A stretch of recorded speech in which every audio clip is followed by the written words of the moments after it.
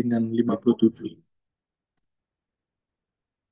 Kejadian 41 ayat yang ke-37 sampai dengan 57. Sama-sama kita mau baca ya. Saya akan baca buat kita semua. Yusuf di Mesir sebagai penguasa. Usul itu dipandang baik oleh Firaun dan oleh semua pegawainya. Lalu berkatalah Firaun kepada para pegawainya, "Mungkinkah kita dapat orang seperti ini, seorang yang penuh dengan roh Allah?" Kata Firaun kepada Yusuf, "Oleh karena Allah telah memberitahukan semuanya ini kepadamu, tidaklah ada orang yang demikian berakal budi dan bijaksana seperti engkau. Engkaulah menjadi kuasa atas istanaku dan kepada perintahmu seluruh rakyatku akan taat. Hanya tahta inilah kelebihanku daripadamu." Selanjutnya Firaun berkata kepada Yusuf, "Dengan ini aku melantik engkau menjadi kuasa atas seluruh tanah Mesir." Sesudah itu Firaun menanggalkan cincin materainya dari jarinya dan mengenakannya pada jari Yusuf. Dipakaikannya lah kepada Yusuf pakaian daripada kain halus dan digantungkannya kalung emas pada lehernya. Lalu Firaun menyuruh menaikkan Yusuf dalam keretanya yang kedua, dan berserulah orang di hadapan Yusuf, "Hormat!" Demikianlah Yusuf dilantik oleh Firaun menjadi kuasa atas seluruh tanah Mesir. Berkatalah Firaun kepada Yusuf, "Akulah Firaun, tetapi dengan tidak setahumu, seorang pun tidak boleh bergerak di seluruh tanah Mesir." Lalu Firaun menamai Yusuf Zafnat Panayah, serta memberikan Asnat, anak Potifera, imam di On, kepadanya menjadi istrinya. Demikianlah Yusuf muncul sebagai kuasa atas seluruh tanah Mesir. Yusuf berumur 30 tahun ketika ia menghadap Firaun, raja Mesir itu. Maka pergilah Yusuf dari depan Firaun, lalu dikelilinginya seluruh tanah Mesir. Tanah itu mengeluarkan hasil bertumpuk-tumpuk dalam ketujuh tahun kelimpahan itu. Maka Yusuf mengumpulkan segala bahan makanan ketujuh tahun kelimpahan yang di tanah Mesir, lalu disimpannya di kota-kota. Hasil daerah sekitar tiap-tiap kota disimpan di dalam kota itu. Demikianlah Yusuf menimbun gandum seperti pasir di laut, sangat banyak, sehingga orang berhenti menghitungnya, karena memang tidak terhitung. Sebelum datang tahun kelaparan itu, lahirlah bagi Yusuf dua orang anak laki-laki yang dilahirkan oleh Asnat, anak Potifera, imam di On. Yusuf memberi nama Manasye kepada anak sulungnya itu, sebab katanya, "Allah telah membuat aku lupa sama sekali kepada kesukaranku dan kepada rumah bapakku." Dan kepada anaknya yang kedua diberinya nama Efraim, sebab katanya, "Allah membuat aku mendapat anak dalam negeri kesengsaraanku." Setelah lewat ketujuh tahun kelimpahan yang ada di tanah Mesir itu, mulailah datang 7 tahun kelaparan. Seperti yang telah dikatakan Yusuf, dalam segala negeri ada kelaparan, tetapi di seluruh negeri Mesir ada roti. Ketika seluruh negeri Mesir menderita kelaparan dan rakyat berteriak meminta tolong, meminta roti kepada Firaun, berkatalah Firaun kepada semua orang Mesir, "Pergilah kepada Yusuf, perbuatlah apa yang akan dikatakannya kepadamu." Kelaparan itu merajalela di seluruh bumi. Maka Yusuf membuka segala lumbung dan menjual gandum kepada orang Mesir, sebab makin hebat kelaparan itu di tanah Mesir. Juga dari seluruh bumi datanglah orang ke Mesir untuk membeli gandum dari Yusuf, sebab hebat kelaparan itu di seluruh bumi. Puji nama Tuhan. Dari Kejadian 41 ayat yang ke-37 sampai dengan 57, kita bisa belajar bahwa dalam masa-masa yang sukar Tuhan itu memilih orang, dalam masa-masa yang sukar, dalam masa-masa yang sulit, Tuhan itu membangkitkan orang. Tuhan itu menyatakan satu pemeliharaan yang besar di dalam masa-masa yang tidak mudah, yang pada saat itu harusnya bangsa itu bukan hanya sekedar kemudian mengalami kelaparan, tapi kemudian juga akhirnya bisa mengalami sebuah kehancuran. Karena bicara tentang makan minum adalah sebuah kebutuhan yang tidak bisa tergantikan. Kita bisa nggak pakai mobil karena sekarang punya kendaraan yang lain, ataupun pada saat itu juga mereka bisa nggak pakai keledai dan lain sebagainya, unta dan lain sebagainya, karena mereka nggak terlalu membutuhkan itu. Atau mereka kemudian bisa saja tidak kemudian mendapatkan fasilitas-fasilitas yang mereka butuhkan, atau bahkan rumah sekalipun mereka nggak punya, ya oke. Tapi bicara tentang makanan dan minuman adalah sesuatu yang kebutuhan absolut manusia yang nggak bisa kemudian dihindarkan. Bangsa yang kemudian menghadapi sebuah masa kelaparan, baik dalam segi makanan dan minuman, adalah bangsa yang kemudian akan berangsur-angsur hancur. Bukan hanya bukan hanya dalam pemerintahannya, tetapi juga segala sesuatunya. Kalau kita lihat hari-hari ini bangsa Indonesia, ada sesuatu yang sangat mencekam yang terjadi, yang berpotensi mengalami kerusuhan yang semakin besar. Kita berdoa itu tidak terjadi. Tapi saudara harus siap dengan kondisi terburuk sekalipun yang akan terjadi apabila itu harus terjadi. Gereja Tuhan, anak-anak Tuhan, orang-orang percaya akan mengalami suatu masa yang sukar, akan mengalami suatu masa yang sulit di dalam kebenaran firman Tuhan. Dinyatakan demikian di dalam masa-masa menuju masa akhir. Tetapi bukan berarti dalam kondisi yang saat ini yang terjadi kita kemudian enggan untuk kemudian berdoa bagi bangsa dan kemudian meminta pemulihan daripada Allah. Karena jangan sampai ada iman-iman di tengah-tengah kita yang berkata, ya memang ini situasi yang harus terjadi, bangsa kita memang sudah seperti ini, memang ini sesuatu yang harus terjadi, penganiayaan, penderitaan memang sesuatu yang harus dialami oleh umat, oleh orang percaya, dan lain sebagainya. Saudara, itu betul, tapi jangan sampai ada punya iman seperti itu, karena iman yang berkata demikian adalah iman yang tidak bersandar pada firman Tuhan.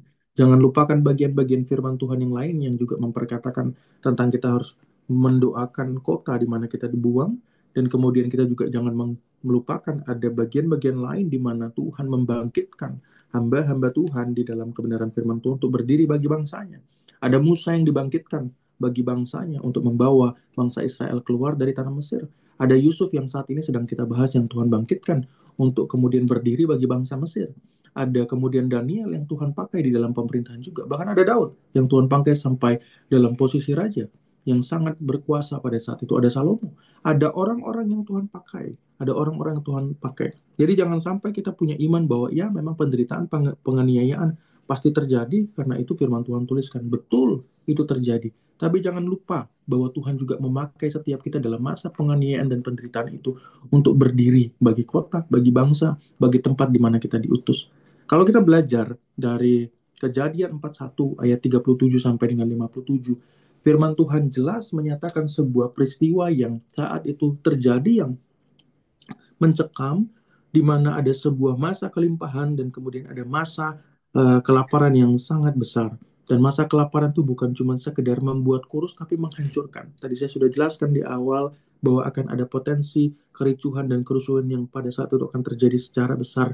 Pemerintahan akan digulingkan dan lain sebagainya oleh karena kelaparan yang sangat besar itu. Tetapi Tuhan memakai masa itu justru untuk membangkitkan orang-orang pilihannya. Tuhan memakai masa-masa itu untuk membangkitkan orang pilihannya. Ada Yusuf yang sudah sekian lama Tuhan persiapkan dalam masa hidupnya untuk dipakai sebagai hamba Tuhan. Dan satu momentum itu Tuhan pakai untuk menyatakan bahwa Tuhan memakai hamba-hambanya. Saudara, dalam masa-masa yang terjadi hari-hari ini di tengah-tengah bangsa kita, bagaimana perekonomian, bagaimana bisnis, bagaimana pekerjaan akan Tuhan lawat. Saudara, saya akan bicara tentang hal itu dan Tuhan bicara melalui kejadian 3 kejadian 41 ayat 37 sampai dengan 57. Saudara, perekonomian bangsa Indonesia akan terus menurun oleh karena kondisi ini. Apabila kondisi ini terus akan semakin parah, maka perekonomian Indonesia juga akan semakin parah. Asing sudah menarik nilai investasinya di berbagai sektor bisnis di Indonesia, di saham itu sudah sangat banyak sekali. Sudah banyak sekali, sudah besar sekali. Indonesia secara bisnis tidak bisa sustainable hanya bertahan dalam kepemilikan publik Indonesia. Tidak bisa, harus ada support daripada asing. Dan Sabtu, sorry bukan Sabtu, hari Kamis dan Jumat lalu dan kemudian pembukaan bursa tadi pagi jam 9 pagi menunjukkan tren yang sangat negatif di mana pihak asing, investor-investor asing menarik semua uang mereka keluar daripada bangsa Indonesia.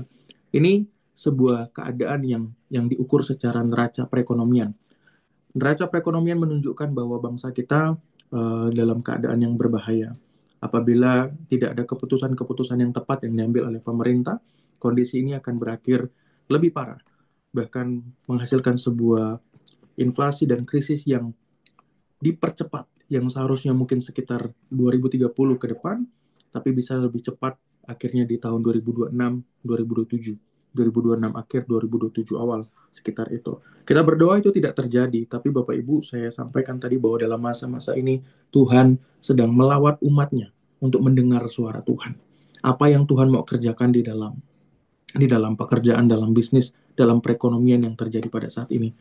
Alih-alih bisnis Bapak Ibu Saudara secara sekuler akan menganggap situasi ini adalah ini ya, kalau orang yang bergerak di dalam bidang investasi ya, baik itu dalam sektor apapun, mereka akan melihat ini sebuah kondisi yang sebenarnya tidak ada yang terlalu mencekam, tapi tidak juga terlalu baik. Dalam artian begini, ketika keadaan krisis, semua harga saham itu akan anjlok, justru itu adalah kesempatan terbaik untuk beli ya. Jadi itu justru kesempatan terbaik untuk berinvestasi.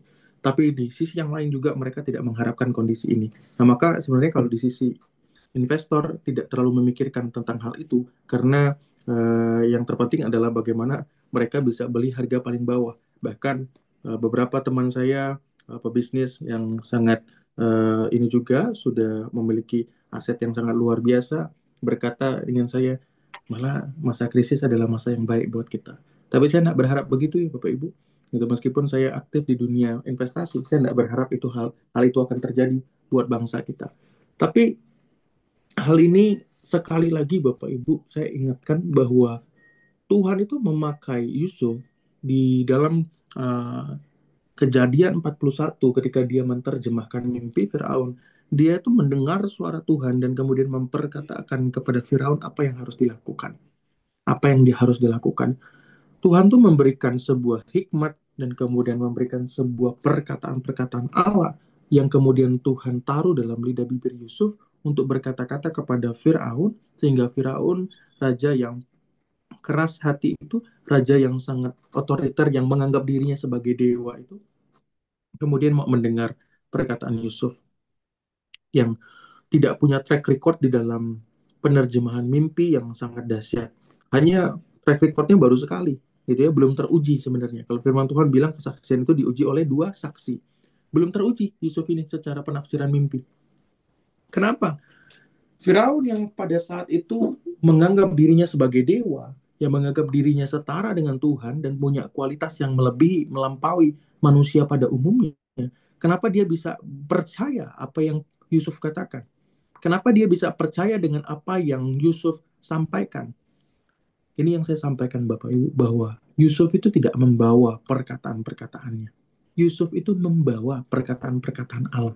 Sehingga ketika dia berhadapan dengan Firaun, Firaun kemudian dapat mendengar.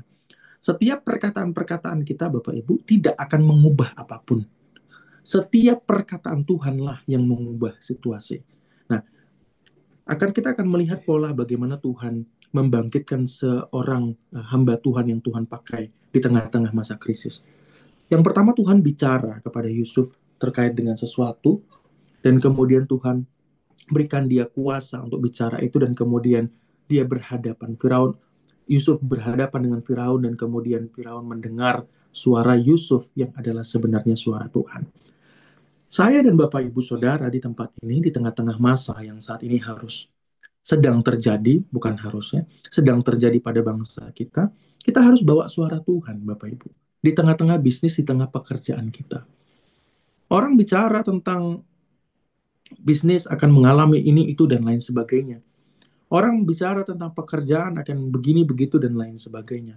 Apa yang hari-hari ini Bapak Ibu dengar dari suara Tuhan di dalam pekerjaan bisnis Bapak Ibu Saudara? Kalau Bapak Ibu Saudara tidak dengar suara Tuhan dalam pekerjaan bisnis kita, maka kita sudah lewat nih sesi yang pertama, bahwa Yusuf dibangkitkan Tuhan di dalam bangsa yang pada saat itu sedang mengalami sebuah kondisi yang akan hancur dan kelaparan. Justru Tuhan bangkitkan Yusuf. Nah, saudara, ini tahap awal untuk Yusuf dibangkitkan, dipakai sama Tuhan, mendengar suara Tuhan. Saudara dengar nggak Tuhan bicara apa di dalam pekerjaan bisnis saudara di tengah-tengah bangsa yang saat ini sedang mengalami situasi yang chaos? Kita nggak tahu situasi ini berapa lama berakhir. Kita nggak tahu. Kita berdoa itu cepat berakhir. Tapi sekolah-sekolah sudah meliburkan murid itu sampai dengan hari Jumat. Hari Jumat pas libur. Dengan hari Kamis. Sampai dengan hari Kamis. Istri saya sempat masuk sekolah tadi, tapi murid-murid sudah ini kan dirumahkan semua, mulai dari semalam ada informasi update terbaru sebelumnya masih masuk setengah hari, kemudian diupdate lagi tadi malam murid-murid tidak masuk sama sekali, guru-guru saja yang masuk dan kemudian hari ini istri saya masuk sekolah mengajar dan kemudian ternyata setelah nyampe sekolah disuruh pulang cepat dan kemudian dinyatakan sudah dinyatakan bahwa WFH sampai dengan hari Kamis. Hari Jumat pas hari libur ya, Maulid Nabi atau dan lain sebagainya tanggal merah libur. Ada sebuah antisipasi yang terjadi yang sudah begitu panjang, bukan bukan satu hari dua hari, dan itu pun masih dalam masa akan diperbaharui selanjutnya. Kita tidak tahu apa yang akan terjadi ke depan pada keadaan bangsa, tapi apapun yang terjadi akan mempengaruhi perekonomian. Ya, yang saat ini terjadi saja, saya tadi sudah sebutkan bahwa itu sudah mempengaruhi perekonomian. Asing sudah menarik nilai investasinya besar sekali. Ya, besar sekali nilai investasi asing, baik dari public dan government, itu sudah ditarik atas Indonesia. Ya, beberapa sudah ditarik, tapi jumlahnya sudah sangat besar sekali yang ditarik. Kita berdoa ini tidak terjadi dengan berangsur-angsur, kemudian semakin besar, kita berdoa itu tidak terjadi. Tapi Bapak Ibu Saudara, ketika kondisi itu terjadi, apa yang harus kita lakukan dalam bisnis dan pekerjaan kita? Karena artinya ketika perekonomian makin sulit, ketika perekonomian terjadi uh, situasi yang kemudian krisis dan lain sebagainya, setiap pekerjaan bisnis Bapak Ibu Saudara tempat ini, termasuk saya, itu terpengaruh, ya, terpengaruh. Apakah kita akan berdiri sebagai orang-orang yang penuh dengan ketakutan? Oh nanti gimana uang saya, makan saya gimana? Gimana pekerjaan saya, bisnis saya, dan lain sebagainya. Atau justru kita bergerak sebagai orang-orang seperti yang Yusuf Tuhan pakai. Yaitu orang-orang yang berdiri dalam iman dan mendengar suara Tuhan. Tuhan, apa yang engkau mau lakukan? Ketika saya berdoa tadi pagi, Tuhan bicara tentang shifting. Ada sebuah shifting yang Tuhan mau kerjakan yang sangat besar. Saya tidak tahu apa shifting apa yang Tuhan mau kerjakan, tapi Tuhan bicara tentang shifting. Saya masih mendoakan. Shifting apa Tuhan? Apa Tuhan suruh anak-anak Tuhan ber kemudian mengganti bisnisnya masing-masing atau gimana? Atau Tuhan suruh melakukan apa? Nah, Tuhan tidak bicara lebih lanjut, tapi Tuhan bilang ada sebuah shifting. Tapi yang pasti dalam shifting itu akan ada terang yang lebih besar yang Tuhan nyatakan. Akan ada sebuah kebangkitan yang lebih besar untuk nama Tuhan di hari-hari yang ke depan yang akan terjadi. Meskipun hari-hari ini kita melihat Indonesia sedang mengalami situasi yang sulit. Seperti sebagaimana bangsa Mesir yang pada saat itu dipimpin oleh Tuhan melalui Yusuf, kemudian mengalami sebuah masa yang semakin bukan kemudian kekurangan ataupun kehancuran, tetapi menghadapi semua masa yang kemudian menghasilkan sebuah masa yang kemudian mengalami kelimpahan. Bukan hanya 7 tahun masa kelaparan itu dilewati, tapi bahkan dalam masa 7 tahun kelaparan itu justru mereka melampaui masa kelimpahan yang sebelumnya. Bapak Ibu Saudara penting untuk dengar suara Tuhan dalam masa-masa ini. Kalau Bapak Ibu Saudara tidak dengar suara Tuhan, Bapak Ibu Saudara tidak dapat menghadapi Firaun-Firaun yang saat ini sedang ada di hadapan kita semua. Saya tidak bicara bahwa Firaunnya adalah pemerintah ya, enggak. Gitu ya. Maksud saya adalah situasi-situasi yang sulit, yang membebani, situasi yang chaos dan lain sebagainya. Gitu ya. Saya tidak mengutuki pemerintah, tidak boleh Bapak Ibu, harus memberkati. Ya, tidak boleh mengutuki pemerintah, mengutuki Indonesia, tidak boleh. Harus memberkati. Tapi Firaun-Firaun yang ada dalam kehidupan kita, ataupun situasi-situasi yang chaos, juga orang-orang yang kemudian membebani dan juga merusak dan lain sebagainya. Apa suara Tuhan yang Tuhan taruh dalam hidup kita masing-masing, yang kemudian membuat setiap pekerjaan bisnis kita tetap bisa mengalami kemenangan dalam masa krisis. Di sesi mungkin 3 sesi sebelumnya saya sampaikan bahwa dalam masa krisis Tuhan banyak sekali membangkitkan orang-orang di dalam bisnis-bisnis yang baru. Tahun 2019, 2020 adalah masa yang krisis juga kita hadapi. Tuhan pakai saya kemudian untuk boleh menjalankan sebuah bisnis yaitu digital marketing agency yang puji Tuhan, Tuhan berkati, Tuhan lawat sampai dengan hari ini. Itu juga dalam masa krisis Bapak Ibu. Itu juga dalam masa krisis. Pada saat itu saya tidak tahu apa yang harus saya lakukan, kerjakan. Saya cuma minta Tuhan, saya minta satu hal yang Tuhan mau pimpin, kerjakan, lakukan dalam hidup saya. Dan Tuhan kasih saya sebuah agensi untuk saya kerjakan, lakukan. Dan sampai dengan hari ini Tuhan terus pimpin, tolong. Hari-hari ini Bapak Ibu harus mendengar suara Tuhan. Supaya Bapak Ibu tahu apa yang harus Bapak Ibu kerjakan, lakukan. Tuhan bicara barusan. Bapak Ibu jangan melakukan hal yang biasa dalam masa krisis ini. Jangan melakukan hal yang biasa. Ini pewahyuan roh, Bapak Ibu. Jangan melakukan hal yang biasa. Bapak Ibu harus dengar suara Tuhan untuk melakukan pekerjaan bisnis Bapak Ibu. Ke depan, mulai hari ini, jangan lakukan hal yang biasa. Jangan lakukan hal yang biasa. Hal yang biasa yang Bapak Ibu lakukan apa? Mungkin tawar-tawarin lewat WhatsApp, mungkin apa dan lain sebagainya. Hal yang biasa Bapak Ibu lakukan. Jangan lakukan hal yang biasa. Lakukan hal-hal yang Tuhan pimpin. Maka dengar suara Tuhan. Apa yang Tuhan mau kerjakan lewat bisnis Bapak Ibu masing-masing. Bagaimana cara marketingnya? Bagaimana cara kemudian penyebaran informasinya terkait bisnis Bapak Ibu, barang-barang yang perlu dijual dan lain sebagainya. Ini sebuah kesempatan yang besar untuk gelombang kebangkitan orang-orang yang Tuhan pilih dan panggil dalam bisnis. Ya, ini adalah sebuah kesempatan yang besar untuk Bapak Ibu berbagian dalam bagian orang-orang yang sedang Tuhan pilih dan panggil, termasuk Tuhan saring. Apakah memang kita berbisnis untuk kemuliaan Tuhan atau kemuliaan diri sendiri? Termasuk Tuhan saring. Bukan cuma sekedar dipilih dan dipanggil, disaring. Oleh karena itu, jangan lakukan yang biasa. Jangan lakukan yang biasa. Bapak Ibu harus bergerak dalam tuntunan pimpinan Tuhan. Dalam bagian yang berikutnya, bagian 41 sampai dengan 44, kalau kita lihat bagaimana di dalam ayat 41 sampai dengan 44, kita melihat bahwa Yusuf diberikan sebuah kuasa oleh karena dia kemudian memperkatakan suara Allah kepada Firaun. Kuasa Yusuf itu adalah kuasa raja. Kuasa raja yang diberikan kepada Yusuf. Kuasa yang menguasai segala yang ada pada bangsa Mesir pada saat itu. Tidak ada satupun tempat, tidak ada satupun peraturan, tidak ada satupun hal-hal yang tidak ada dalam pengetahuan Yusuf. Firman Tuhan katakan. Semuanya ada dalam pengetahuan Yusuf, semuanya ada dalam aturan Yusuf. Firaun bilang apa? Hanya tahta inilah kelebihanku. Hanya tahta inilah kelebihanku.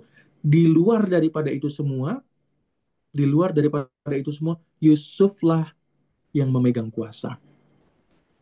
Yang memegang kuasa. Jadi Bapak Ibu, kuasa Tuhan menjadikan Bapak Ibu raja. Bukan karena posisi, tapi karena kuasa. Otoritasnya diberikan kepada saudara meskipun posisi saudara bukan raja. Otoritasnya diberikan kepada saudara, otoritas untuk berkuasanya diberikan kepada saudara meskipun saudara bukan pemangku jabatan yang berhak memberikan sebuah keputusan. Saudara bukan Firaunnya yang menjadi raja, tapi kuasa rajanya diberikan kepada saudara. Itu karena siapa? Kuasa Tuhan. Kuasa Tuhan. Bapak Ibu Saudara tidak bisa ngambil keputusan toh untuk kejadian hari-hari ini yang terjadi pada bangsa kita. Nggak bisa ngambil keputusan. Oh harusnya begini, begini, dan lain sebagainya. Tapi dalam momen-momen ini, mintalah kuasa raja itu diturunkan atas saudara. Otoritas raja itu diturunkan atas saudara. Sehingga apa?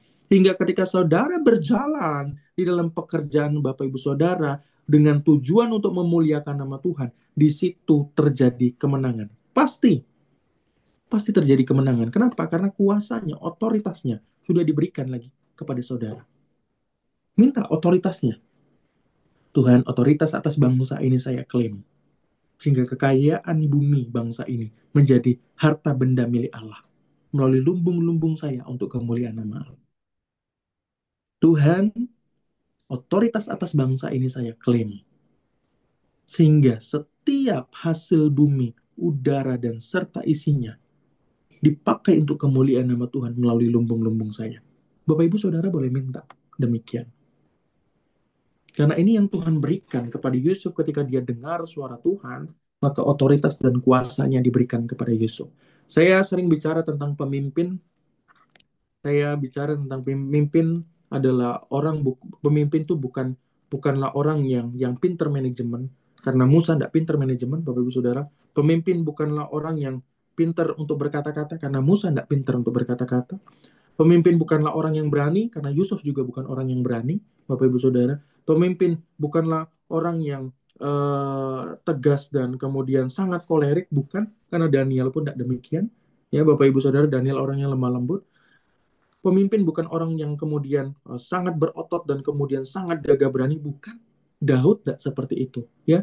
Pemimpin yang sejati yang Tuhan pilih adalah orang yang mendengar suara Tuhan.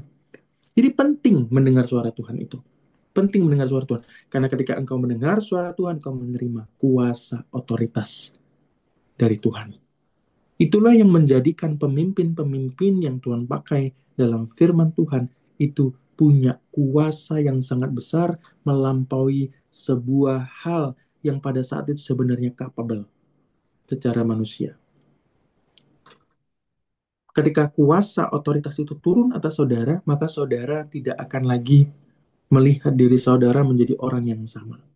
Saudara tadinya tidak bisa menjadi bisa, capable. Menjadi saudara kemudian mengalami signifikan skill, kemampuan, urapan, ada sebuah signifikan yang terjadi di sana yang membuat saudara menjadi orang yang mampu, bisa, padahal tadinya tidak bisa. Jadi orang yang sangat bisa, sangat kemudian uh, sangat sangat kemudian bisa melakukan sesuatu di dalam pekerjaan bisnis Bapak Ibu Saudara. Kemudian saudara akan melihat bahwa seperti ada tirai yang terbuka di dalam hati dan pikiran Bapak Ibu Saudara, dan saudara akan melihat bahwa oh, ternyata ini yang Tuhan kerjakan selama ini. Penyingkapan demi penyingkapan akan terjadi ketika Bapak Ibu Saudara berjalan dalam otoritas yang Tuhan berikan. Tiba-tiba dalam hati dan pikiran Bapak Ibu Saudara ada sesuatu selubung yang dibuka, ada tirai yang dibuka. Seperti yang tertulis dalam kitab Korintus. Ada tirai yang terbuka dan Bapak Ibu Saudara kemudian melihat, wah, ini ini yang Tuhan mau kerjakan dalam bisnis saya. Itu berjalan dalam otoritas kuasa Tuhan. Bagian yang ketiga, Bapak Ibu Saudara. Ketika ketika Yusuf mendengar dan kemudian dia diberikan kuasa dalam poin yang kedua, di dalam ayat yang ke-45 sampai dengan ayat yang ke-49 diperkatakan, kalau kita baca, ya kita lihat bahwa dalam ayat-ayat yang kita baca, Yusuf itu kemudian ikut dalam pimpinan Tuhan dan dia semakin diperlengkapi di dalam tugasnya. Bapak Ibu Saudara yang dengar suara Tuhan, menerima otoritas dari Tuhan, pasti menerima perlengkapan. Ya, Bapak Ibu Saudara pasti akan menerima perlengkapan sorgawi yang membuat Bapak Ibu Saudara mampu mengerjakan tugas-tugas yang Bapak Ibu Saudara harus lakukan. Saya dulu di dalam bisnis yang saya kerjakan tidak bisa lakukan ini, itu, dan lain sebagainya karena memang tidak punya skill. Saya hanya sekolah teologi ya. Saya hanya pernah ikut sebuah kursus digital marketing. Itu pun cuma hanya iseng saja. Pada saat itu belum familiar ada e-course online digital marketing. Waktu itu belum familiar. Kalau sekarang sudah familiar untuk e-course ini, e-course itu segala macam. Tapi pada saat itu belum familiar. Dan waktu itu belum pandemi.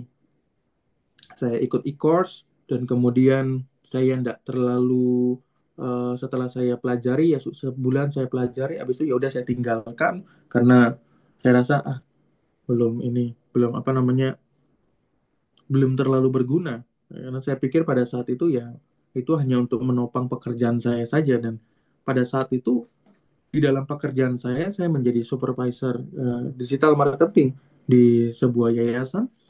Saya di yayasan waktu itu kita pakai marketing model kita adalah kita pakai telemarketing.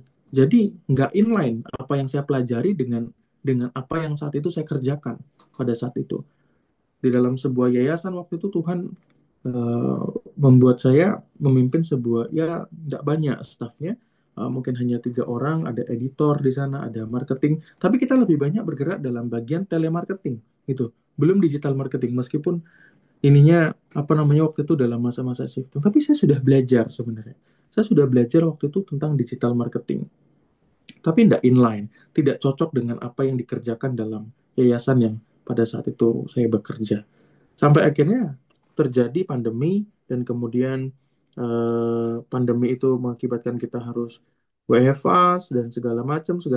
Akhirnya Kemudian juga saya memutuskan untuk resign oleh karena saya melihat workflow-nya sudah sangat berat sekali, sudah pandemi, dipotong pula ininya apa namanya pemasukannya, kemudian tetap harus masuk kantor juga dan lain sebagainya. Ada banyak hal yang waktu itu saya pertimbangkan yang dalam tuntunan Tuhan. Di bulan ketujuh saya bekerja, pada saat itu saya kemudian memutuskan resign dan bulan depannya saya membuka digital marketing agency dalam tuntunan Tuhan.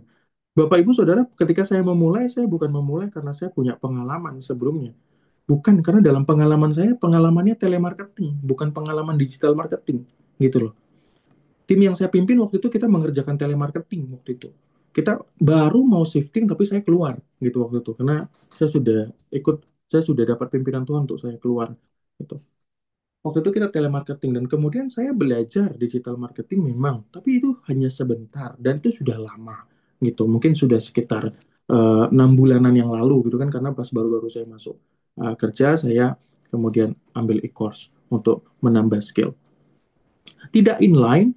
Kemudian ketika saya mulai bisnis juga bukan berdasarkan pengalaman. Ketika saya mulai bisnis juga bukan karena berdasarkan kompetensi karena saya sudah tahu sebelumnya gitu. Karena baru sekecil sekali yang saya tahu pada saat itu untuk melakukan bisnis yang harusnya saya lakukan tuh saya kecil sekali saya baru tahu. Dikit sekali. Ya kalau ada 100% yang harus saya ketahui yang 100% pada saat itu ya karena ilmu pengetahuan itu terus berkembang apalagi itu bicara tentang teknologi itu upscale-nya tuh sangat tinggi sekali gitu. Tapi pada saat itu mungkin saya hanya baru tahu 0,001% gitu. Jadi kecil sekali. Memang baru tahu kulitnya saja begitu dalam course yang saya ambil waktu itu. Karena itu udah lama dan udah 6 bulan yang lalu dan kemudian juga uh, karena tidak inline jadi saya tidak mempelajarinya terlalu serius juga waktu itu. Jadi Tuhan pimpin saya untuk membuat digital marketing bukan karena pada saat itu saya mengerti dan saya punya skillnya. Bukan. Tetapi karena saya diperlengkapi. Apakah kemudian saya pada masa-masa itu kemudian mengerti semuanya yang harus saya kerjakan dalam pimpinan Tuhan? Enggak. Enggak juga gitu ya. Ketika Tuhan pimpin bukan berarti akhirnya oh tiba-tiba Tuhan tuntun oh harus lakukan ini, lakukan itu, lakukan ini. Enggak juga gitu loh. Pada saat itu juga Tuhan tuntun untuk saya belajar sendiri juga. Ya jadi ya learning by doing gitu ya. Kalau bahasa yang sekarang banyak kita kenal ya, learning by doing, tapi dalam tuntunan Tuhan. Sampai pada akhirnya saya sendiri mengenal dalam tuntunan Tuhan, oh ini gini, oh ini gini, oh ini gini. Ya tapi yang lucunya ya Tuhan tetap kirim klien gitu loh. Meskipun saya tidak capable gitu loh. Meskipun saya sebenarnya bukan orang yang sangat ekspertis dalam bidangnya gitu. Pada saat itu ya, pada saat itu bukan ekspertis di bidangnya, tapi ya Tuhan kirim orang untuk menjadi klien gitu.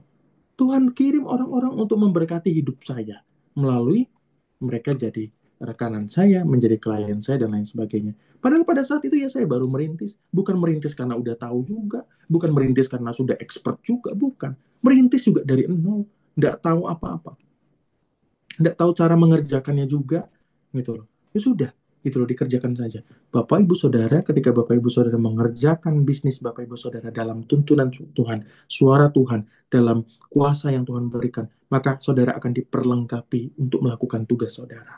Diperlengkapi. Saudara yang tidak tahu mengerjakan situasinya, tadi saya sampaikan bahwa lakukan hal yang berbeda. Jangan seperti biasanya. Ya, jangan seperti biasanya. Lakukan sesuatu yang berbeda dalam tuntunan Tuhan. Jangan lakukan yang biasa.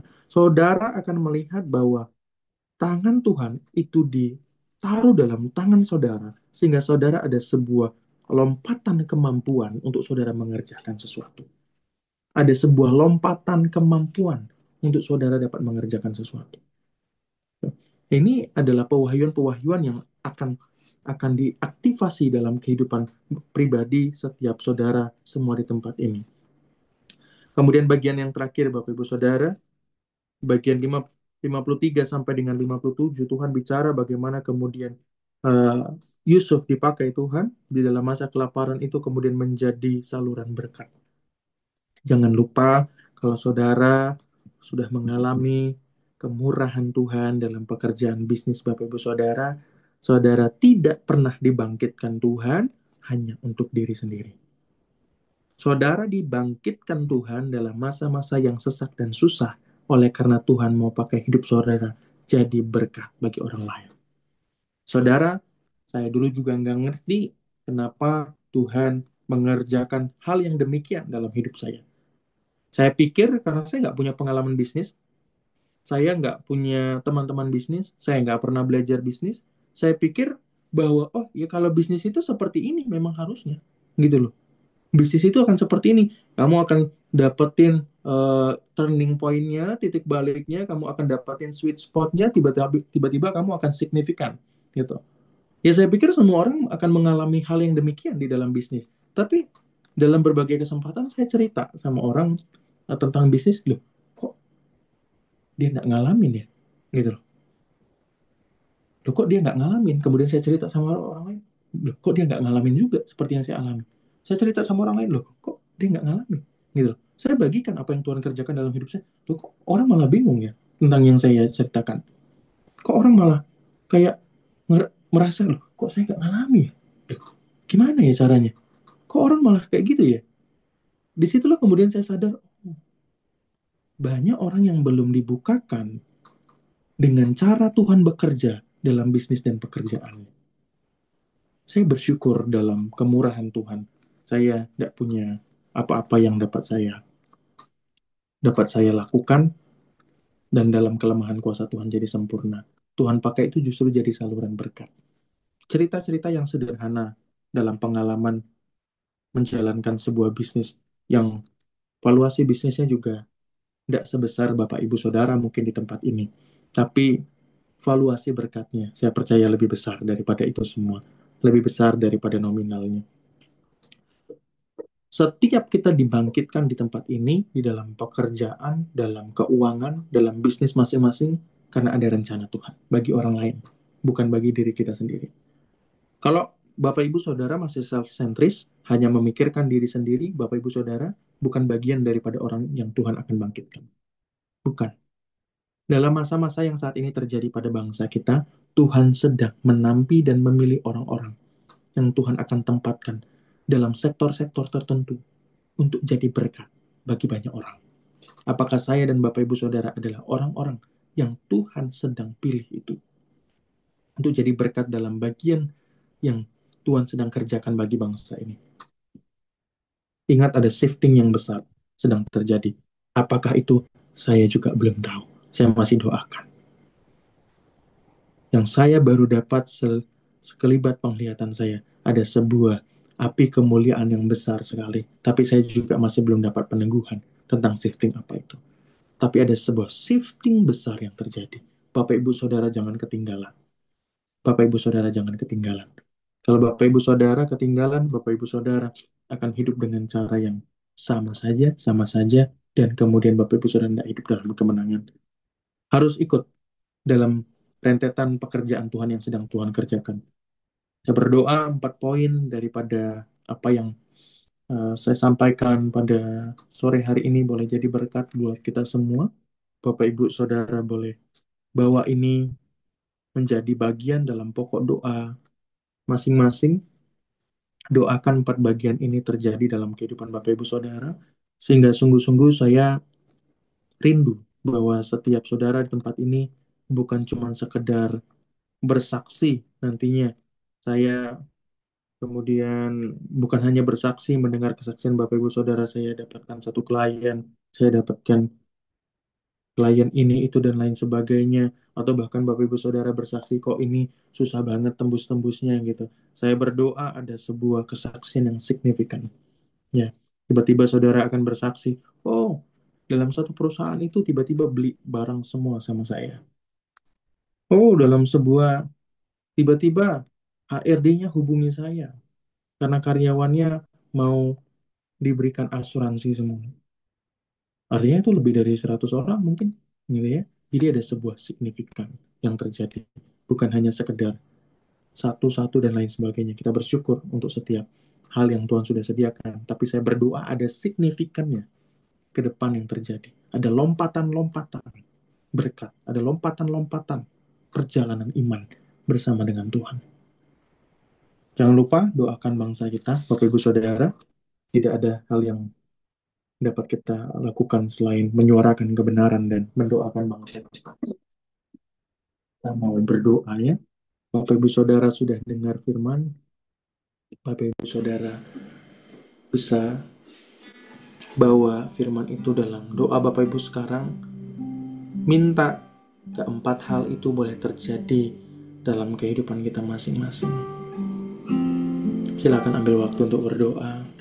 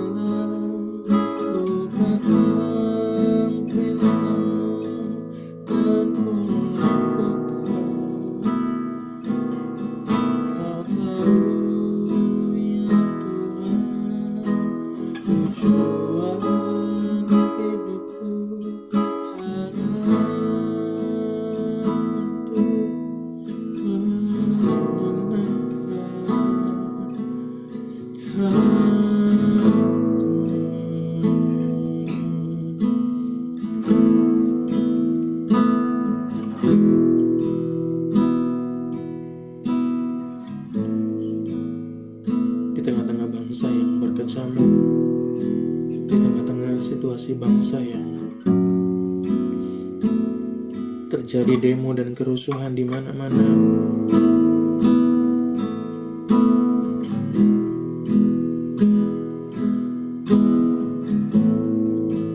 Di tengah-tengah situasi bangsa yang terjadi pertikaian besar, kami mau tetap berpegang pada firman-Mu. Kami mau tetap berpegang pada kebenaran-Mu. Engkau tahu kehidupan kami, Tuhan. Kami mau menyenangkan Engkau melalui kehidupan kami. Maka saat ini Roh Kudus datang dan jamahlah setiap kami. Firman-Mu yang telah Engkau sendiri bukakan, singkapkan kepada kami. Saat ini Roh Kudus menanamkan itu, menghidupkan dalam hidup kami masing-masing, sehingga kami siap dalam masa-masa shifting yang Engkau kerjakan ini.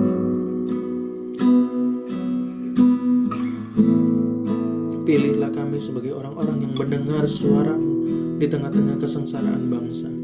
Pilihlah kami sebagai orang-orang yang menerima otoritas raja, kuasa kerajaan di tengah-tengah situasi bangsa ini. Perlengkapilah kami dalam setiap bagian-bagian pekerjaan bisnis yang Engkau percayakan. Utuslah kami dalam setiap bagian-bagian sektor-sektor perekonomian yang Engkau hendak lawat dan berkati. Bawa setiap kami dalam sebuah manifestasi hidup yang memberkati orang lain. Roh Kudus saat ini jamah, Roh Kudus saat ini lawat.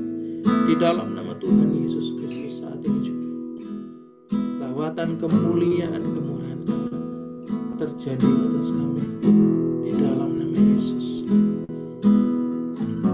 Aku bersyafaat dan saat ini memberkati setiap bisnis-bisnis, setiap orang-orang yang ada pada Zoom ini di dalam nama Tuhan Yesus Kristus. Kondisi bangsa yang saat ini sedang terjadi tidak mempengaruhi, tidak mempersulit, tidak membuat setiap bagian bisnis yang saat ini kami kerjakan menjadi sulit dan kemudian mengalami sebuah permasalahan. Saat ini di dalam nama Tuhan Yesus Kristus, justru dalam masa-masa ini Engkau menegakkan kami menjadi orang-orang yang diberkati, menegakkan kami menjadi orang-orang yang mendengar suara Tuhan, menjadi orang-orang yang tetap mengalami lawatan Tuhan, bahkan lebih lagi, lebih besar dalam setiap pekerjaan bisnis kami. Tuhan, bangkitkan setiap kami di dalam nama Yesus. Terima kasih Roh Kudus, terima kasih ya Allah. Mengucap syukur buat anugerah-Mu, mengucap syukur buat lawatan-Mu, dan dengan kesepakatan, dengan satu hati kami juga sore hari ini memberkati bangsa dan negara kami, memberkati pemimpin-pemimpin kami, memberkati setiap lapisan-lapisan yang ada, baik dari masyarakat, baik dari kalangan menengah ke bawah, kalangan menengah ke atas. Memberkati semua dengan sukacita dan damai sejahtera daripada Allah. Kami perkatakan, bangsa kami dipulihkan Tuhan, bangsa kami dibawa Tuhan maju, naik dalam satu kemuliaan yang semakin besar. Di dalam nama Yesus, Roh Kudus memberkati juga di dalam nama Tuhan Yesus Kristus. Buat setiap demonstran-demonstran yang ada, biar setiap demo yang dilakukan boleh dilakukan dengan damai dan membawa suara Tuhan, sehingga ada perubahan yang terjadi.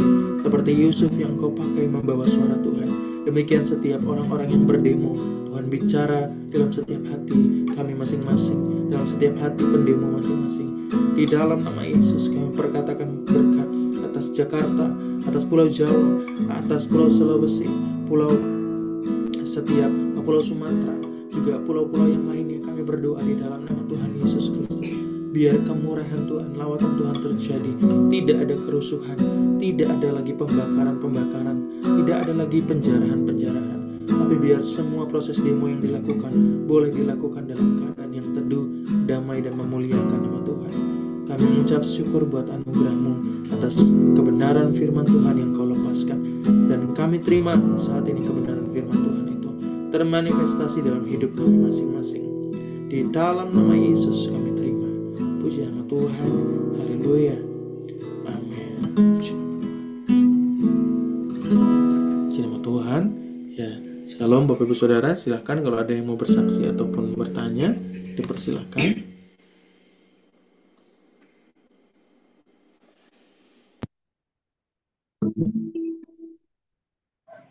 Aku mau tanya dong, Chris. Gimana sih? Maksudnya kan sekarang kan kita lagi mendengar suara Tuhan. Maksudnya Chris tuh boleh kasih contoh nggak hari-harinya Chris berdoa gimana, terus apa mungkin waktunya apa gimana gitu. Kan Oh, sekarang yang berdoa. bicara kan kita kan Tuhan mau bicara apa nih buat bisnis kita gitu. Nah, Chris biasa hari-hari gimana? Saya serahkan sama Tuhan ya. Berserah sama Tuhan. Dalam bisnisnya Tuhan saya serahkan. Ini bisnis milik Tuhan. Apa yang Tuhan mau kerjakan dalam bisnis ini. Nah, hanya sederhana seperti itu. Hanya sederhana seperti itu. Dan membuka hati. Saya tidak terlalu banyak berpikir terkait dengan ini ya, pengelolaan ya. Terkait dengan nanti harus gimana. Enggak, saya memberikan tempat seluas-luasnya untuk Roh Kudus bekerja. Saya tidak melakukan banyak ide kreativitas untuk lakukan ini, lakukan itu. Enggak ya. Saya pernah melakukan itu dulu, terlalu capek. Bukan dalam bisnis saya, tapi dalam pekerjaan dulu. Capek gitu. Akhirnya enggak ada hasilnya gitu. Saya di dalam bisnis selama Tuhan pimpin, Tuhan suruh buka dan kemudian saya lakukan, saya tidak ada ide-ide yang kemudian saya lakukan. Nah, besok saya lakukan ini untuk bisnis saya. Besok begini, begini. Enggak. Saya mendengar apa yang Tuhan sampaikan dalam hati saya untuk bisnis saya. Nah, maka yang perlu saya lakukan adalah saya tanya sama Tuhan, Tuhan mau ngapain dalam bisnis yang Tuhan percayakan. Nah, saya hanya butuh kepekaan, saya hanya butuh hati yang mau mendengar dan mempersembahkan. Itu saja sebenarnya, sederhana. Sederhana. Apakah setiap hari Tuhan bicara? Hari ini begini, begini, begitu segala macam. Enggak, gitu. Enggak selalu seperti itu. Enggak selalu seperti itu. Dan kalau Tuhan lagi enggak bicara, ya udah saya lakukan seperti yang biasa. Gitu loh, seperti yang biasa terkait dengan tuntunan yang sebelumnya saya lakukan. Kalau Tuhan bicara sesuatu yang baru, ya saya akan lakukan. Gitu loh. Jadi sederhana sekali sebenarnya. Kayak kita komunikasi dengan orang tua, dengan anak. Kan tidak ada sebuah komunikasi yang gimana-gimana ya sebenarnya. Komunikasi aja, gitu loh. Bukan harus bukan harus yang struktural, harus yang gimana-gimana gitu kan. Justru hubungannya kaku seperti itu kan. Kita kan kita warga kerajaan, bukan bukan bukan seperti kerajaan-kerajaan yang digambarkan sama manusia kan. Kerajaan yang penuh dengan aturan yang buat kaku gitu. Komunikasi kita dengan Allah itu komunikasi yang kasual kan.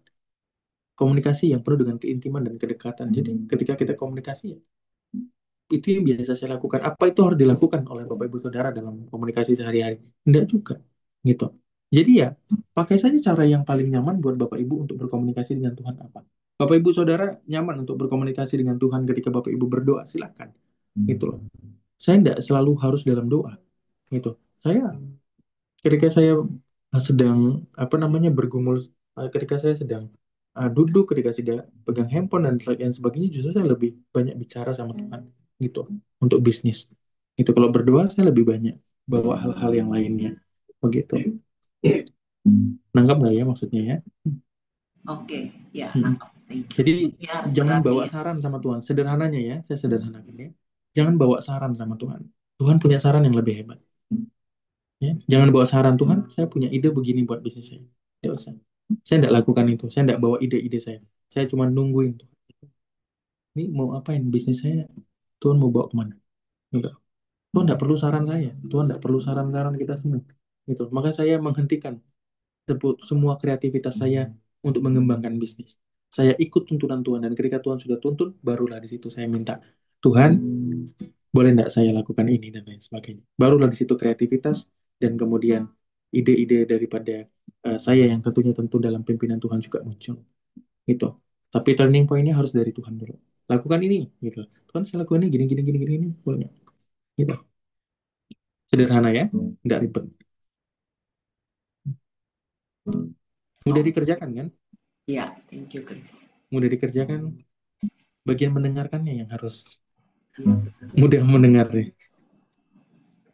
Ya, Kasih silakan. waktu, kasih Kenapa waktu sih? buat mendengarnya itu yang ini ya. Kasih waktu buat mendengarnya yang ini. Kita terlalu banyak mikir, makanya kita nggak bisa dengar suara Ya. Tuhan. Orang yang nggak bisa dengan peka mendengar suara Tuhan tuh karena terlalu banyak mikir. Gitu. Orang kalau terlalu banyak mikir tuh susah dengar suara Tuhan. Mendengar suara Tuhan tuh kuncinya di penyerahan toh, gitu. Kalau kita serahin semua sama Tuhan, kita akan gampang mendengar suara Tuhan. Jangan terlalu banyak mikir, terlalu banyak mikir tapi kan ini itu segala macam. Banyak kita itu pikiran kita tuh mumet dengan setiap problema yang sedang terjadi dalam hidup kita atau pengharapan-pengharapan kita atau ide-ide kita. Tiga bagian itu yang terus muncul dalam hati dan pikiran kita, ya. Nah, tiga bagian tuh harus dihilangkan semuanya. Harus dihilangkan semuanya. Tidak usah bawa pikiran-pikiran kita. Udah toh.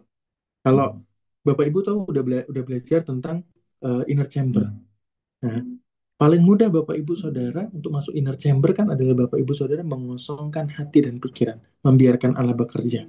Ya kan? Kalau Bapak Ibu Saudara susah mendengar suara Tuhan dalam keseharian Bapak Ibu Saudara, Bapak Ibu Saudara harus sering masuk dalam inner chamber. Ya, sehingga Bapak Ibu Saudara akan mengerti pola bagaimana Tuhan berbicara dalam setiap kehidupan Bapak Ibu Saudara. Tuhan bisa bicara ketika saya sedang sedang tidak ada dalam aktivitas doa, menyembah Tuhan. Nah, ketika saya lagi duduk, ketika saya lagi apa, Tuhan bisa bicara banyak. Gitu. Ketika saya lagi ada banyak masa Tuhan, ketika saya lagi ngapain, Tuhan suruh saya stop. Terus kemudian saya stop. Saya mungkin lagi main handphone atau lagi apa, kemudian saya stop, Tuhan bicara sesuatu. Gitu. Bicara sesuatu, ya udah saya dengar. Oke, oke, Tuhan. Oke. Saya catat, saya punya catatan suara Tuhan, catatan doa. Itu saya catat tanggalnya berapa, jamnya berapa, Tuhan bicara apa. Saya catat. Itulah yang membuktikan bahwa itu suara Tuhan. Kenapa? Karena ketika itu sudah tergenapi, saya centang. Sudah tergenapi, sudah tergenapi, sudah tergenapi. Saya melihat pola Tuhan bekerja, berbicara, gitu ya. Dan saya ketika Tuhan bicara dengan saya tahu ini Tuhan, itu bukan yang lain. Kenapa? Karena ada kedekatan itu kan. Saya dengar ciri khasnya Tuhan bicara sama saya seperti apa. Gitu. Tuhan bicara sama saya dengan cara yang seperti apa dan lain sebagainya.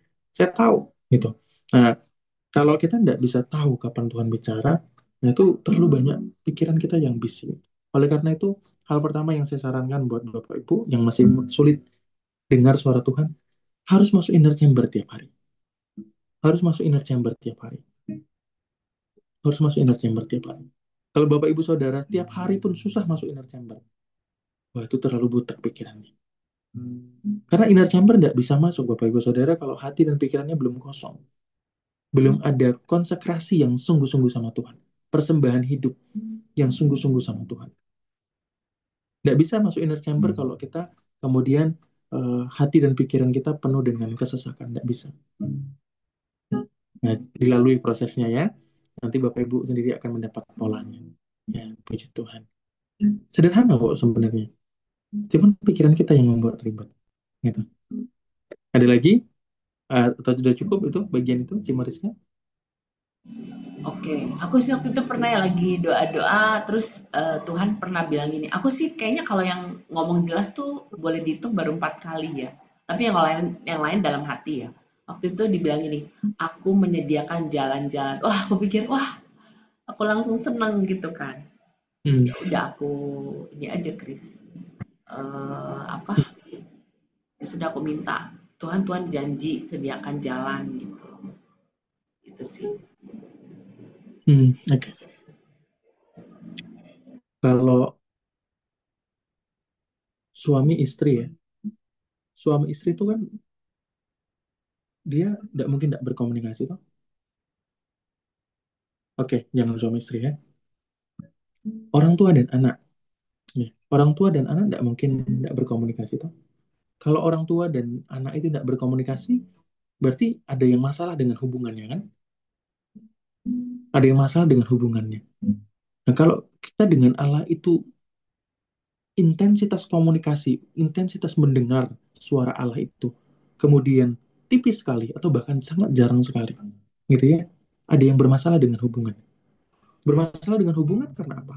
Oleh karena kalau firman Tuhan dalam kitab Yesaya kan bilang dosa-dosa kita. Pikiran kita jelimet itu termasuk dosa. Karena kita tidak menyerahkan sama Tuhan, toh. Hati kita penuh dengan kekacauan, penuh dengan kecemasan, penuh dengan ini, itu, dan lain sebagainya, itu juga termasuk dosa. Gitu ya. Karena kita tidak menyerahkan sama Tuhan. Tuh. Dalam teologi itu ada dosa karena melakukan, ada dosa karena tidak melakukan. Gitu ya. Jadi dosa itu eh, dikategorikan dalam dua hal di dalam teologi. Dosa karena melakukan, dosa karena tidak melakukan. Nah, jadi kita tuh terhalang hubungannya dengan Allah. Hubungan kita tuh bermasalah dengan Allah. Bukan karena Allah tidak bicara, Allah sebenarnya bicara. Cuman karena hubungannya bermasalah, kita tidak dengar suara Allah. Gitu. Tanpa bermaksud menghakimi setiap Bapak Ibu di tempat ini ya. Semuanya sama-sama belajar untuk lebih peka dengar suara Tuhan. Tapi yuk coba hatinya, pikirannya, coba diserahkan semua sama Tuhan. Sungguh-sungguh. Mendengar suara Tuhan tidak akan menjadi sebuah hal yang sulit lagi buat kehidupan kita. Kalau pikiran dan hati kita kemudian tidak ribet lagi. Maka hal yang sederhana saya sarankan tadi adalah inner chamber setiap hari harus. Itu ya, inner chamber setiap hari harus. Itu. Saya teringat dulu, saya tidak tahu namanya inner chamber, tapi saya teringat dulu ternyata saya tiap hari inner chamber. Ya, dalam penyembahan tuh saya selalu minta dibawa Tuhan untuk ngalamin hadiratnya, menikmati hadiratnya. Saya baru teringat sekarang. Saya kan dulu nggak tahu kalau itu namanya inner chamber.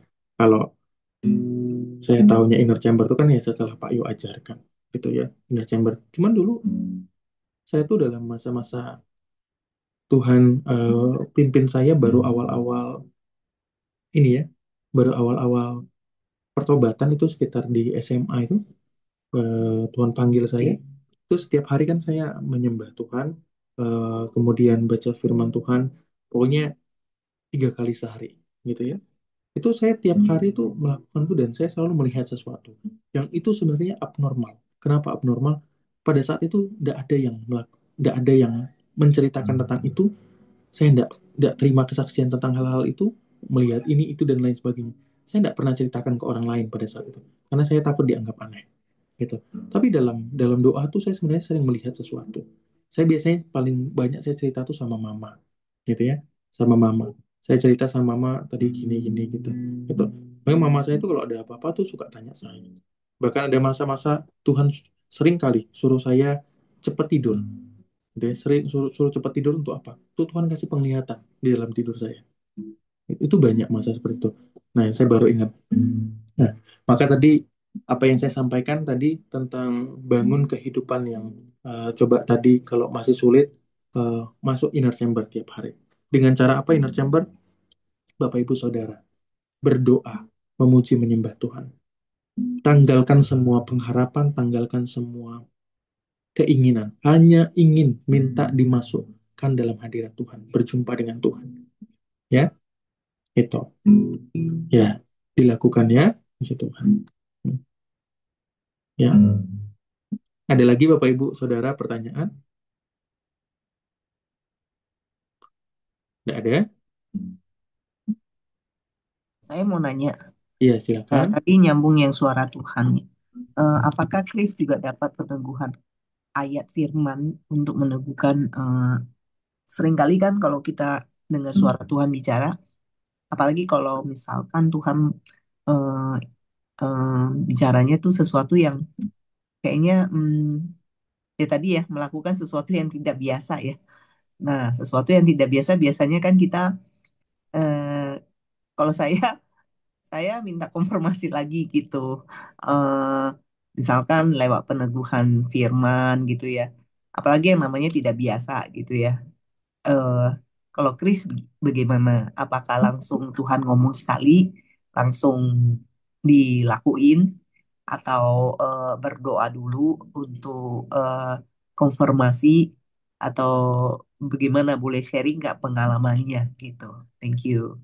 Dulu saya seperti Gideon, selalu meminta tanda kalau ini datang dari Tuhan. Tuhan bicara, tapi saya minta peneguhan, peneguhan. Tapi kemudian saya tidak lagi seperti itu. Kenapa? Karena kalau seperti itu terus, artinya saya tidak mengenal suara Tuhan. Tidak mengenal suara Tuhan. Seiring berjalan waktu di dalam pengalaman kuasa yang Tuhan lawat dan berikan, saya secara kepekaan spirit mengenali ini suara Tuhan. Saya kenal suara Tuhan itu. Dan ketika saya kenal itu suara dari Tuhan, saya ya langsung lakukan. Tidak ada lagi minta ini, itu, dan lain sebagainya. Karena ketika saya lakukan itu menjadi sebuah tanda ketidakberimanan juga dan ketidakmengenalan juga akan suara Tuhan. Tapi pas awal-awal saya belajar untuk peka dengar suara Tuhan, saya lakukan. Itu seperti yang eh, Ibu Desi tadi lakukan, seperti Gideon saya lakukan waktu itu, minta tanda, minta peneguhan, apa segala macam. Tapi seiring kemudian semakin didewasakan, dibuat peka dengan suara Tuhan, semakin seiring eh, lebih sering mendengar suara Tuhan, saya tidak lagi seperti itu. Itu. Dan itu bisa dibuktikan kok. Dibuktikan dalam artian ketika suara Tuhan itu saya lakukan, kerjakan ada buahnya, gitu loh. Dan itu sudah menjadi cukup banyak bukti di luar daripada kepekaan saya. Saya sangat beriman dan yakin bahwa yang saya dengar itu suara Tuhan, bukan suara setan, gitu ya.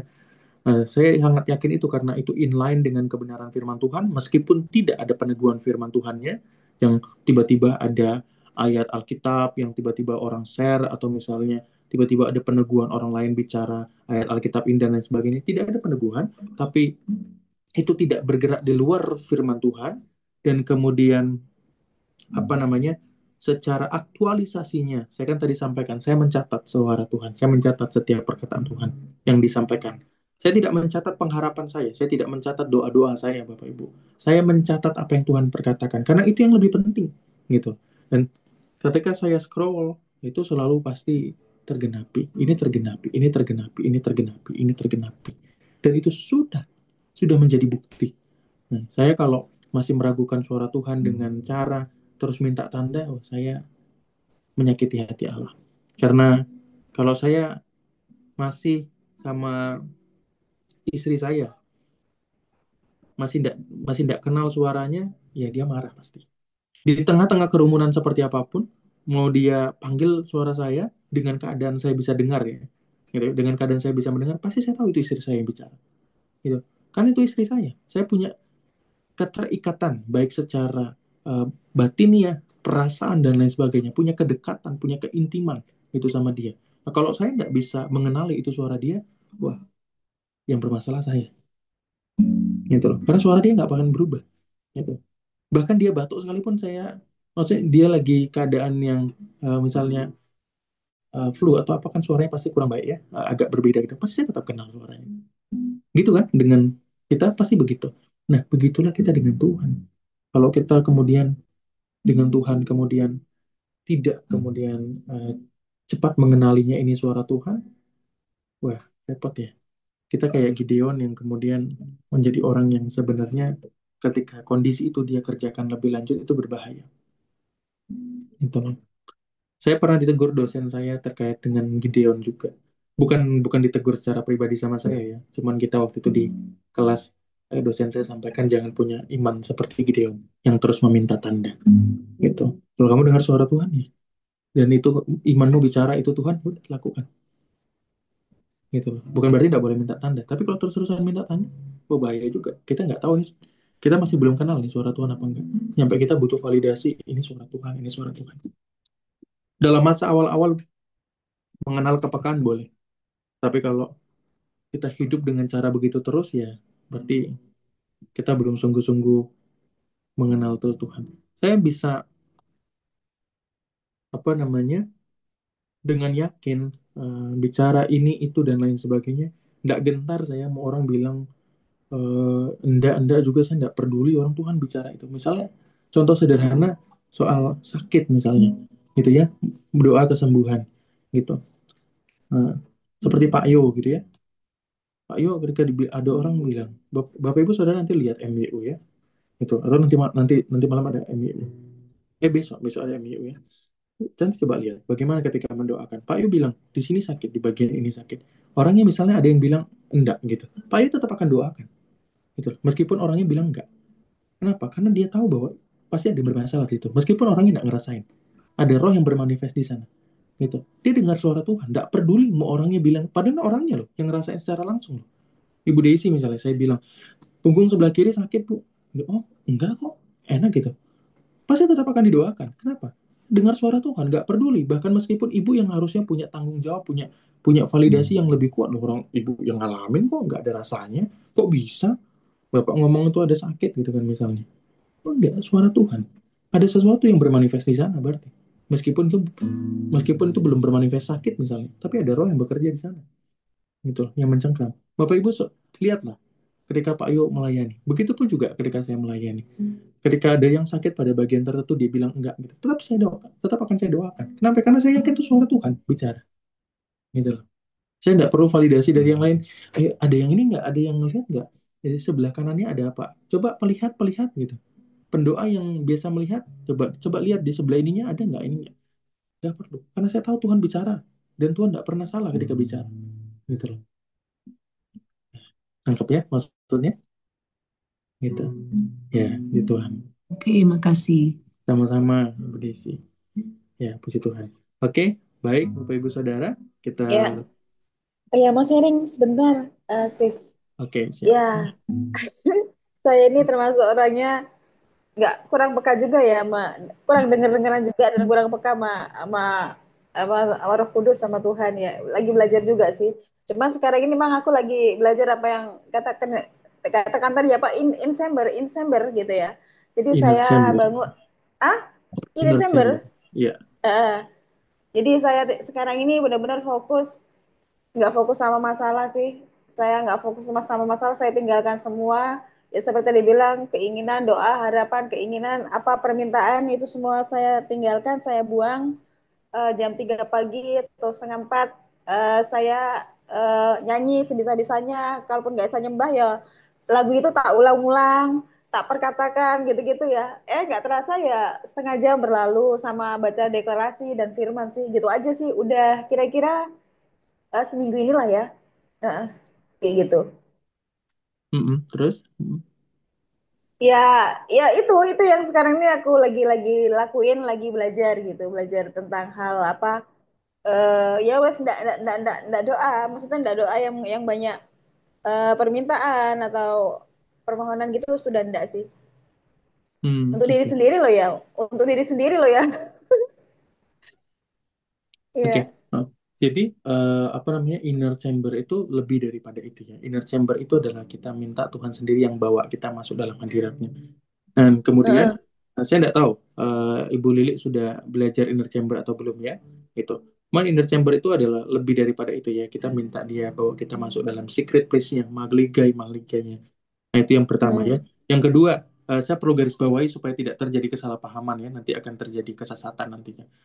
Saya ini ya perlu menggarisbawahi dalam hal ini, Bapak Ibu harus dengar dengan baik, bukan berarti kita tidak boleh minta sesuatu sama Tuhan atau berdoa tentang pengharapan-pengharapan kita sama Tuhan. Ya, itu boleh. Ya, saya berdoa tentang pengharapan-pengharapan saya. Tapi ada waktu-waktu di mana juga saya menanggalkan itu semua. Apabila itu bicara tentang tuntunan, apabila itu bicara tentang pengertian, apabila itu bicara tentang apa yang Tuhan mau kerjakan dalam dalam sesuatu, saya enggak bawa ide saya, enggak bawa pemikiran saya. Gitu ya. Saya perlu garis bawah itu, ya, jangan nyampe nanti ada statement yang muncul bahwa Krishna menyampaikan kita tidak boleh bawa pengharapan atau doa minta sesuatu sama Tuhan.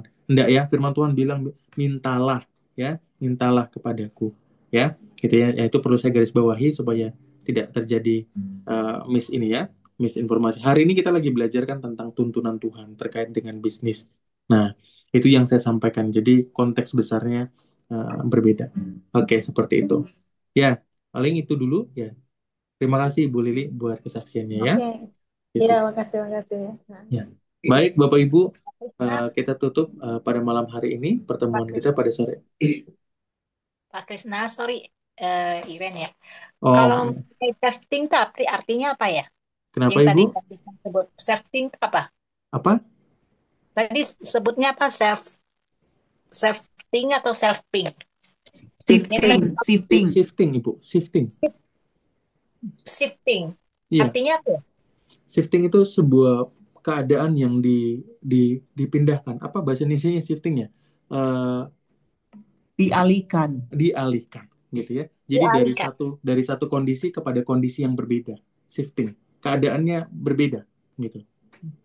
Oh, saya punya klien yang tanda tangan hari itu ya belum transfer loh. Udah seminggu lebih, 10 hari. Ya, Ibu berdoa ya, patahkan setiap roh-roh kegagalan, setiap pekerjaan setan yang berusaha untuk menggagalkan setiap ininya, transaksinya ya. Ibu harus kuat di dalam peperangan. Ada banyak juga yang mengalami hal-hal seperti itu harus kuat dalam peperangan ya, karena Di dalam setiap usaha, bisnis, pekerjaan, ada pekerjaan setan juga yang berusaha untuk menggagalkan. Apalagi Bapak Ibu Saudara melakukan pekerjaan dan bisnis itu untuk Tuhan. Nah, jadi harus kuat dalam peperangan. Spiritnya harus tidak boleh lelah. Kalau spiritnya lelah, endurance-nya lemah, Bapak Ibu Saudara kalah dalam peperangan. Begitu. Oke, Pak Krisnana, makasih. Ya, sama-sama, Ibu. Ya, puji nama Tuhan. Apakah masih ada? Kalau tidak ada, kita tutup pertemuan kita pada sore hari ini. Ya, puji Tuhan. Ya, saya berdoa biar setiap kesaksian ataupun juga sharing ataupun juga firman Tuhan yang sudah Bapak Ibu Saudara dengar itu boleh jadi sebuah benih firman, benih iman yang hidup dan berkuasa dalam setiap pekerjaan bisnis kita. Saya meminta Bapak Ibu Saudara tetap kuat di dalam doa. Semua perkataan-perkataan yang saya sampaikan di dalam kebenaran firman Tuhan, saya berdoa itu menjadi sebuah perkataan sederhana yang mudah diaplikasikan. Kalau memang sangat sulit Bapak Ibu mengertinya, mintalah pertolongan Roh Kudus yang membuat mengerti. Karena sepandai-pandainya saya bicara dalam hal yang sederhana pun tidak akan lebih pandai daripada Roh Kudus yang memberi pengertian.